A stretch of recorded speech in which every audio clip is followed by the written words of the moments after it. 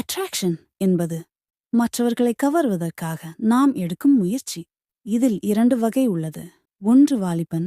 Bus ஸ்டாண்டில் இளம் பெண்களுக்கு முன்னால் பைக்கு வேகமாக அல்லது வீலிங் செய்வான். மேட்ச் ஆடை அணிந்தால் பரவாயில்லை. ஆனால் தனித்துவமான ஆடை அணிவது, கம்மல், வாட்ச் அண்ட் நெயில் பாலிஷ், செருப்பு, செலக்டிவ் திங்ஸ். சில பெண்கள் தன் உடல் பாகங்களை மற்றவர்கள் பார்க்கும்படி ஆடை அணிதல். இவை அனைத்தும் அட்ராக்ஷன், அதாவது மற்றவர்களின் பார்வை என் மீது இருக்க வேண்டும் என்பதற்காக உள்நோக்கங்களை அடிப்படையாக கொண்டவை. ஆனால் இரண்டாவது, தேவனின் குணாதிசயங்களை நாம் வெளிப்படுத்தும்போது மற்றவர்களால் நாம் கவனிக்கப்படுவோம். அதனால் தேவன் மகிமைப்படுவார். சாலமோனின் ஞானத்தை கேட்க மக்கள் திரண்டனர். சாலமோன் ராஜா என்பதற்காக அல்ல, அவருடைய ஞானமான வார்த்தையை கேட்க. அதனால் தேவன் மகிமைப்பட்டார்.